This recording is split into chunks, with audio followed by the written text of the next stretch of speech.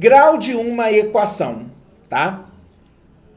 O grau de uma equação é determinado pelo maior expoente da incógnita. Então, se o maior expoente da incógnita for 1, então é uma equação do primeiro grau. Quando o maior expoente da incógnita for 2, então é segundo grau.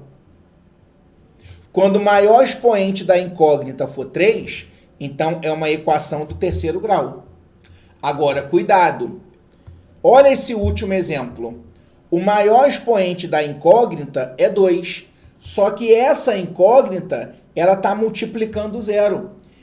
Quando você multiplica algo por zero, isso dá zero. Então, esse zero vai anular essa incógnita. Então, esse x ao quadrado ali, ele vai sumir, porque ele está multiplicado por zero. Então, na verdade, vai ficar uma equação do primeiro grau. Então, eu tenho que ver o seguinte. Eu tenho lá a incógnita com expoente 2. Ok. Mas o coeficiente dela, o número que está acompanhando dela é o zero? É. Então, eu não vou levar isso em consideração, porque o zero vai anular aquela incógnita. Tá bom? Beleza? Então, esse coeficiente, esse número que acompanha a incógnita, tem que ser diferente de zero. Porque se ele for zero, igual esse último exemplo, ele vai desaparecer com aquela incógnita. Tá bom? Show de bola? Agora, qual é o foco da nossa aula de hoje? São as equações do primeiro grau. São essas que mais aparecem na prova do IBGE. Tá bom? E é isso que nós vamos trabalhar na aula de hoje. Tá? E como é que a gente resolve uma equação do primeiro grau? Vamos lá. Quando eu tenho uma equação do primeiro grau, eu vou ter um igual, aí eu vou ter o primeiro membro, que é o que vem antes do igual, e eu vou ter o segundo membro, que é o que vem depois do igual. Aí observa o seguinte. A primeira coisa que você precisa fazer é organizar a sua equação. Tudo que é incógnita, tudo que é letra, você vai passar para um lado. Tudo que é número sem a letra, você vai passar para o outro lado. Você tem que separar letra para um lado, número para o outro. O lado que você vai colocar, tanto faz. Normalmente, os professores ensinam que as letras vêm para antes do igual e os números para depois do igual, né? Mas não necessariamente.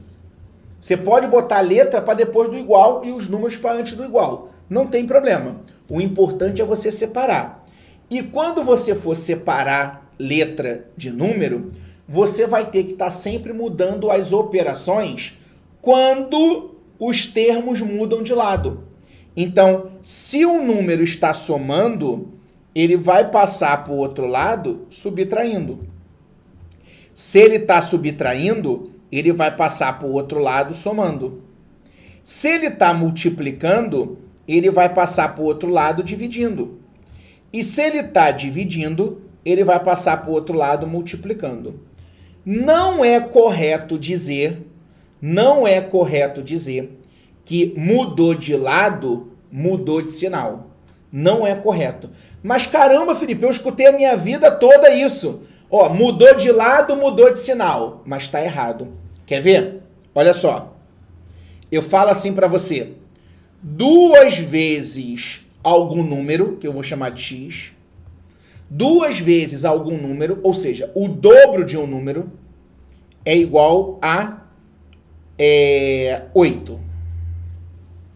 De cabeça, você já pode pensar nesse número.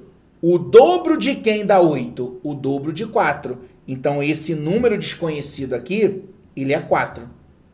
Agora, como é que eu poderia achar esse 4 sem fazer de cabeça?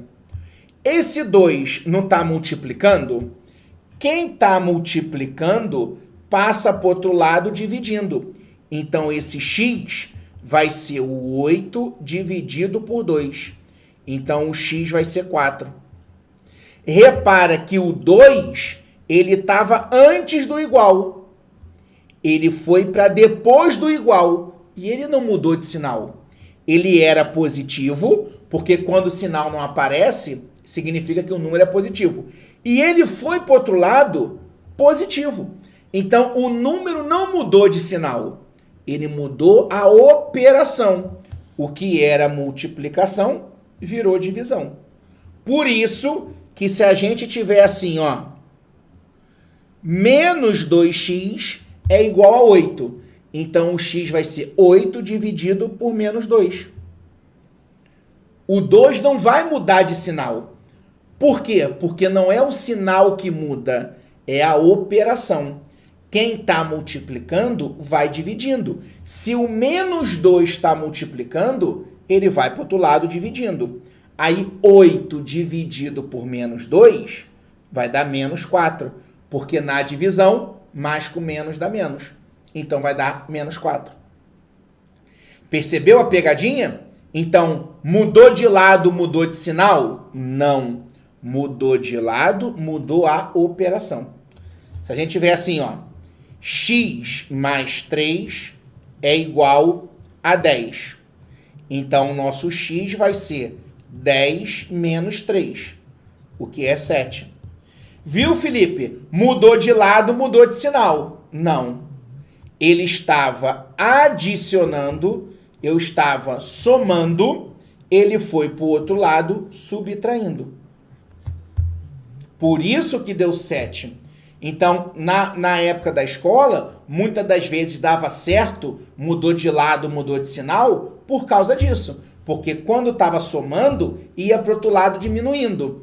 E aí você interpretava isso como positivo virou negativo. E no final das contas, o resultado dava o mesmo. E aí você ficava com a sensação de que estava certo dizer isso. Mudou de lado, mudou de sinal. Mas não necessariamente. Tanto que aqui o menos 2 foi para lá menos 2. Eu não mudei o sinal dele. Por quê? Porque ele não estava diminuindo, ele estava multiplicando. E quem está multiplicando vai dividindo com o mesmo sinal. Tudo bem? Então tem que ter muito cuidado com isso, porque às vezes um sinal faz a gente errar a questão.